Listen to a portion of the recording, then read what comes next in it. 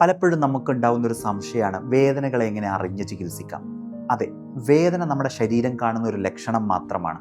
പല അസുഖങ്ങളും നമ്മുടെ ശരീരത്തിൽ ഉള്ളിൽ കിടക്കുന്ന പല പ്രശ്നങ്ങളുടെയും കാരണത്താൽ നമ്മുടെ ശരീരം നമ്മളോട് വിളിച്ച് പറയുന്ന ഒരു ലക്ഷണമായിരിക്കും നമുക്ക് വേദനയുണ്ടെന്ന്. പലപ്പോഴും പല ടെസ്റ്റുകൾ നമ്മൾ ചെയ്യേണ്ടി വരും. ഇപ്പോൾ നരമ്പ് സംബന്ധമായ ബുദ്ധിമുട്ടുകളാണെങ്കിൽ ചിലപ്പോൾ നമ്മളടുത്ത് ഒരു നരമ്പിൻ്റെ വിദഗ്ധനായ ഒരു ഡോക്ടർ നമ്മളടുത്ത് പല ടെസ്റ്റുകൾ, നരമ്പിൻ്റെ കണ്ടക്ഷൻ സ്റ്റഡി ചെയ്യാൻ പറയും, ചിലപ്പോൾ ഇമേജിങ് ചെയ്യാൻ പറയും, ചിലപ്പോൾ എല്ലിൻ്റെ ഡോക്ടർമാർ നമ്മളടുത്ത് എക്സ്റേകൾ ചെയ്യാൻ പറയാറുണ്ട്. ഇങ്ങനെ പല അതിൻ്റെ വൈദഗ്ധ്യമുള്ള ഡോക്ടർമാർ നമ്മളോട് എന്തൊക്കെയാണോ നമ്മുടെ രോഗത്തിൻ്റെ യഥാർത്ഥ അല്ലെങ്കിൽ യഥാർത്ഥ കാരണം എന്ന് കണ്ടെത്താൻ വേണ്ടി വ്യക്തമായ അതിനുള്ള ടെസ്റ്റുകളും അതിന് വേണ്ട രീതികളും നമ്മളോട് ചെയ്യാൻ പറയാറുണ്ട്. പലപ്പോഴും നമ്മൾ ചെയ്യുന്ന ദിനേന എന്നുള്ള തെറ്റുകൾ എന്താണ്? പെട്ടെന്നൊരു വേദന വരുമ്പം കയ്യിൽ എന്തെങ്കിലും ഒരു വേദനക്കുള്ള നമുക്ക് പേരറിയാത്തതായ പല ഗുളികകളും നമ്മൾ വാങ്ങിച്ച് കഴിക്കും, അല്ലെങ്കിൽ അടുത്തുള്ള സ്റ്റോറിൽ പോയിട്ട് നമ്മൾ ഇന്ന വേദനയുടെ മരുന്ന് തരുമെന്ന് വാങ്ങിച്ച് കഴിക്കും.